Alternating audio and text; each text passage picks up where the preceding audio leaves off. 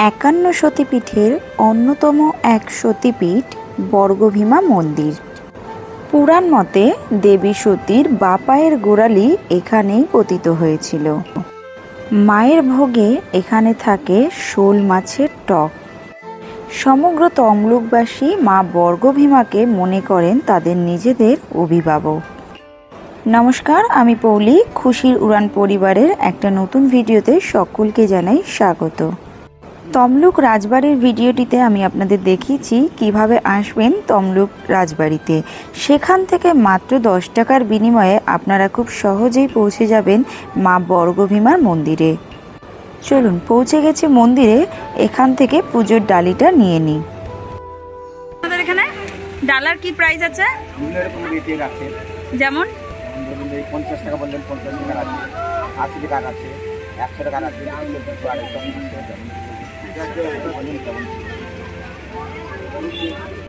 আমাদের এই পুজোর ডালিটির মূল্য ছিল 31 টাকা। পুরাণ মতে দেবী সতীর দেহত্যাগের পর মহাদেব দেবী সতীর দেহটি নিয়ে শুরু করেন প্রলয় নৃত্য। আর সেই প্রলয় তাণ্ডবকে থামাতেই ভগবান বিষ্ণু দেবী সতীর দেহকে 51টি খণ্ডে খণ্ডিত করেন। দেবী সতীর এই খণ্ডিত অংশগুলি যেই যেই স্থানে পতিত হয় সেখানেই কিন্তু গড়ে ওঠে একটি করে সতীপীঠ। এইরকমই 51টি সতীপীঠের মধ্যে অন্যতম এক সতীপীঠ হল মা বর্গভীমার মন্দির। এখানে দেবীর বাম পায়ের গোড়ালি পতিত হয়। ভূমিতল থেকে প্রায় 60 ফুট উচ্চতায় অবস্থিত এই দেবী মন্দির। পশ্চিমমুখী এই মূল মন্দিরে প্রবেশ করতে অতিক্রান্ত করতে হয় মোট 22টি সিঁড়ি। এছাড়াও মন্দিরের সামনে রয়েছে একটি নাট মন্দির এবং সেখানেই আছে একটি যজ্ঞকুণ্ড। ব্রহ্মপুরাণের মতে এই তাম্রলিপ্ত শহরে এসেছিলেন স্বয়ং মহাদেব। কথিত আছে হিন্দু বিদ্বেষী কালাপাহাড় বহু মন্দির ধ্বংস করার পর আসেন মায়ের এই মন্দিরটি ধ্বংস করতে, কিন্তু এই মন্দিরটি ধ্বংস করতে না পেরে অতঃপর নিরাশ এবং শক্তিহীন হয়ে ফিরে যান কালাপাহাড়। সমগ্র মন্দিরটির দেওয়াল জুড়ে রয়েছে বিভিন্ন দেবদেবীদের প্রতিকৃতি। এছাড়াও রয়েছে ভগবান বিষ্ণুর 10 অবতারের প্রতিকৃতি।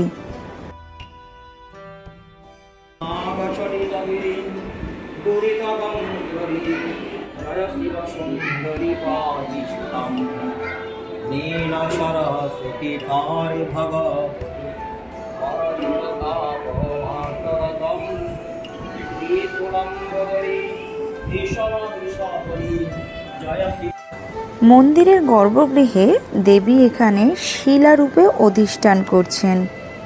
দেবী এখানে চতুর্ভুজা, দক্ষিণ হস্তে খড়গ ও ত্রিশূল এবং বাম হস্তে ক্ষপ্র ও নরমুণ্ড। মা এখানে ধর্ম, অর্থ, কাম ও মোক্ষ এই চতুর্বর্গ দান করেছেন বলে মা এখানে বর্গভীমা নামে পরিচিত। এছাড়াও ভক্তদের কাছে কিন্তু মা এখানে উগ্র তারা নামেও পূজিতা হন। যেহেতু মায়ের ভোগে থাকে শোল মাছের টক, তাই মাকে তারা ভালোবেসে মৎস্যপ্রিয়াও বলে থাকেন। অন্নদামঙ্গল কাব্যেও এই মন্দিরের কথা উল্লেখ করা আছে। 51তম সতীপীঠের প্রধান এবং অন্যতম এক সতীপীঠ হল মা বর্গভীমা মন্দির। সতীর বাঁ পায়ের গোড়ালি ঠিক এই স্থানেই পতিত হয়, আর তারপরেই এখানে গড়ে ওঠে মা বর্গভীমার মন্দির। চলো, মন্দির ঘুরতে ঘুরতে মন্দিরের ইতিহাস সম্পর্কে তোমাদের কিছু তথ্য দেব।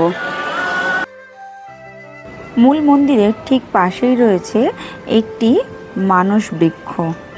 বলা হয় মা এখানে কাউকে খালি হাতে ফেরান না, তাই যে সমস্ত ভক্তরা মায়ের এখানে আসেন তারা নিজেদের মনস্কামনা পূর্তির জন্য এই বৃক্ষে একটি লাল কাপড় বেঁধে দিয়ে যান।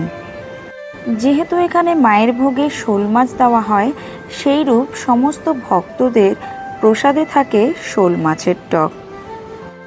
ভোগের কুপনের মূল্য 110 টাকা।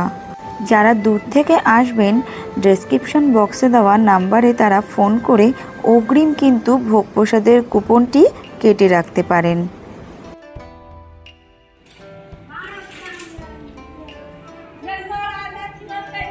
এই সেই বর্গভীমা মন্দিরের আশ্চর্য পুকুর। কথিত আছে এই পুকুরেই নাকি জেলেনি শোল মাছগুলোকে রোজ জলে ছিটে দিয়ে জ্যান্ত করতো, আর সেই শোল মাছই রাজাকে দেওয়া হতো। অতঃপর রাজা আসেন এই আশ্চর্য পুকুরটা দেখতে, দেখার পরে এই পুকুরেই কিন্তু পাওয়া যায় বর্গভীমা মায়ের মূর্তিটা। তারপরে মহারাজ মন্দিরে প্রবেশ করেন। বাকি ইতিহাসটা আমি ভিডিওতে বলছি।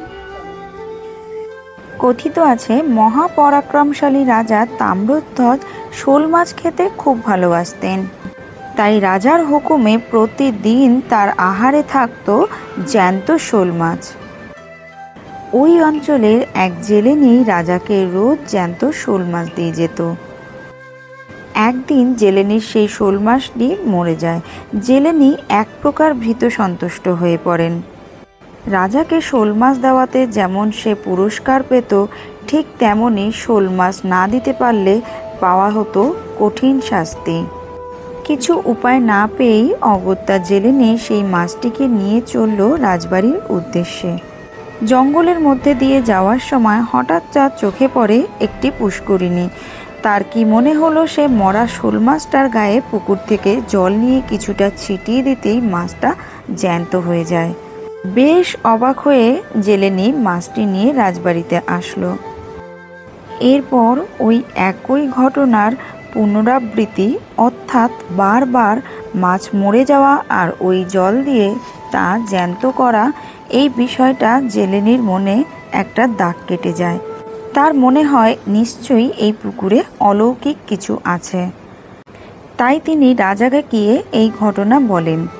জেলেনির কথা শুনে রাজা যখন ওই পুকুর ধারে আসেন, তখন তার সামনে ঘটে আর এক অলৌকিক ঘটনা। পুকুরের জলে ভেসে ওঠে একটি দেবী মূর্তি। অতঃপর রাজার স্বপ্নাদেশ পেয়ে রাজা তাম্রধ্বজ কিছুদিনের মধ্যে গড়ে তুললেন একটি মন্দির। সেই থেকেই শুরু হলো মা বর্গভীমার নিত্য পুজো। যেহেতু আমাদের যেতে অনেকটাই বেলা হয়ে গেছিল, তাই কিন্তু আমরা ভোগ প্রসাদ না পেয়ে কাছেই দেখতে পেয়েছিলাম এই হোটেলটি। মন্দিরের বাইরে এসে ডান দিকে মাত্র 2 থেকে 3 মিনিটের হাঁটা পথেই কিন্তু এই রেস্টুরেন্টটি পেয়ে যাবেন। স্ক্রিনে এবং ডেসক্রিপশন বক্সে রেস্টুরেন্টের নাম্বার দেওয়া থাকবে। আপনারা যারা দূর থেকে আসতে চান, চাইলে কিন্তু আপনারা ফোন করে ওনাদের রেস্টুরেন্টে থাকার ব্যবস্থাও করতে পারেন। অবশ্যই সেটা যদি আপনি বা আপনার পরিবার নিয়ে আসেন। হোটেলের অ্যাটমসফিয়ারটা ভীষণই সুন্দর। ভেতরটা দেখে আমি একদম প্রথমেই ভেবেছিলাম বোধহয় নতুন উদ্বোধন হয়েছে, কিন্তু না, ওনাদের সঙ্গে কথা বলে জানতে পারলাম এটি প্রায় 1 বছর পূর্ণ হলো। মন্দিরে ঘুরতে এসেছিলাম, ঘোরা তো মোটামুটি হয়েছে, এবার খিদেও পেয়েছে, তো সেই জন্য একদম নিউলি ওপেনিং হয়েছে, দেখতেই পাচ্ছি, মানে অ্যাটমসফিয়ারটা দেখে বোঝাই যাচ্ছে খুব নিউলি ওপেনিং হয়েছে। এই রেস্টুরেন্টে কিন্তু নিরামিষ আমিষ সব রকম খাবারই পাওয়া যায়। দামটা আমি একটু পরে জানাচ্ছি, তবে আমার মনে হলো যে হ্যাঁ, খাবারের মানে অ্যাটমসফিয়ারটা দেখে ভালো লাগছে। বাকি খাবারের টেস্টটা আর রেস্টুরেন্টের অ্যাড্রেসটা তোমাদেরকে একটু পরে বলছি। ভাত দিয়ে গেছে, দেখো এটা হচ্ছে সবজি ভাত ছিল, বাট আমি একটু এক্সচেঞ্জ করেছি কারণ এখানে কুঁদরির তরকারি ছিল, যেটা আমি খাই না। এখানে আছে ডাল, পোস্ত দিয়ে আছে আলু ভাজা, সয়াবিনের তরকারি, আর সেই সঙ্গে এই ডিমের অমলেটটা, এটা আমি অপশনাল হিসেবে নিয়েছি।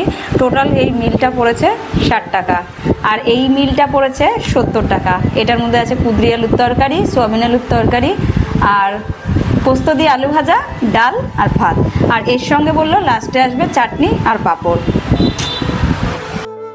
তো সবজি, চাটনি, পাঁপড়, পানি, 70 টাকা।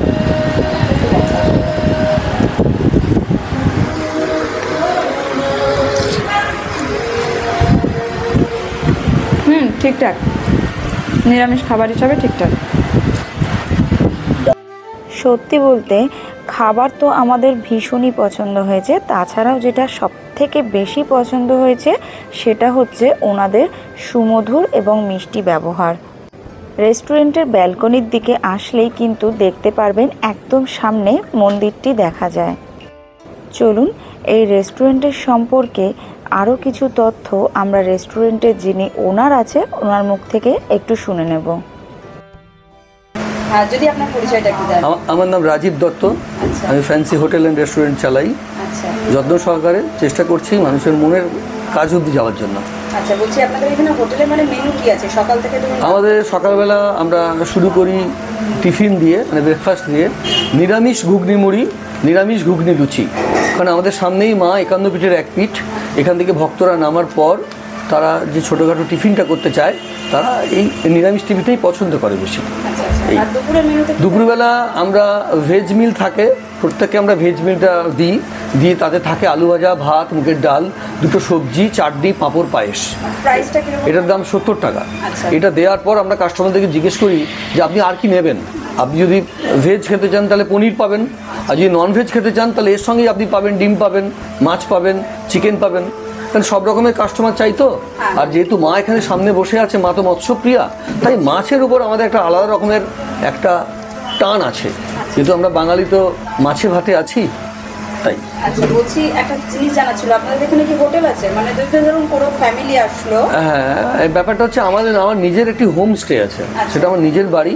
আমি ভীষণ চুজি, মানুষের সঙ্গে কথা বলি, ভালো লাগলে আর যদি প্রয়োজন হয় তখন তাকেই দিই।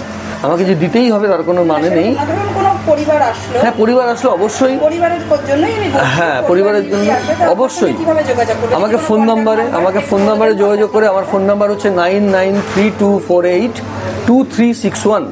এটা আমার কন্ট্যাক্ট নাম্বার। এতে ফোন করলে যদি ফাঁকা থাকে তাহলে আমি অবশ্যই দেবো। আমাদের বেড হচ্ছে 3 বেড, এটা উইথ এসি আছে। মানে ধরুন প্রাইস কিরকম আছে? প্রাইসটা দেখুন আমরা কিরকম ফ্ল্যাকচুয়েট করে, অনেকে কজন থাকবে তার উপর ডিপেন্ড করে। তো যেহেতু 3 বেড, আমি আপনাকে 3 বেডের রেটই বললাম। 3 বেডের নন এসির রেট হচ্ছে 1200 টাকা। ঠিক আছে, এবার যদি আপনি এসিটা চালান তার জন্য এক্সট্রা 500 টাকা। অনেক ধন্যবাদ। মায়ের কাছে আসুন, মা এখানে খুব জাগ্রত। আপনি যা চাইবেন তাই পাবেন মায়ের কাছে। জয় মা, জয় মা বর্গভীমা, জয় মা। খাওয়া দাওয়া সেরেই আমরা মন্দিরের সামনে থেকে টোটো নিয়ে মাত্র 10 টাকার বিনিময়ে পৌঁছে গেছিলাম মাতঙ্গিনী হাজরার শহীদ স্তম্ভের সামনে। আপনারা কিন্তু চাইলে এই সম্পূর্ণ ট্যুরটি মাত্র একদিনেই করতে পারেন।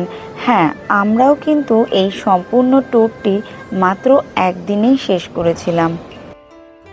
এই স্থানেই কিন্তু ভারত মাতার বীর বিপ্লবী সন্তান মাতঙ্গিনী হাজরা গুলিবিদ্ধ হয়ে শহীদ হন।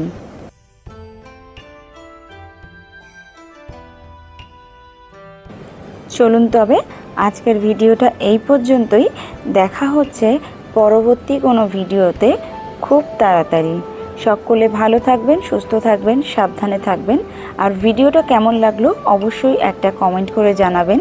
যদি ভিডিওটা ভালো লেগে থাকে তাহলে লাইক করে শেয়ার করে দেবেন। আর নতুন বন্ধুরা অবশ্যই চ্যানেলটি সাবস্ক্রাইব করে পাশে থাকবেন। দেখা হচ্ছে পরবর্তী ভিডিওতে। কমেন্টে সবাই একবার বলুন জয় মা বর্গভীমা।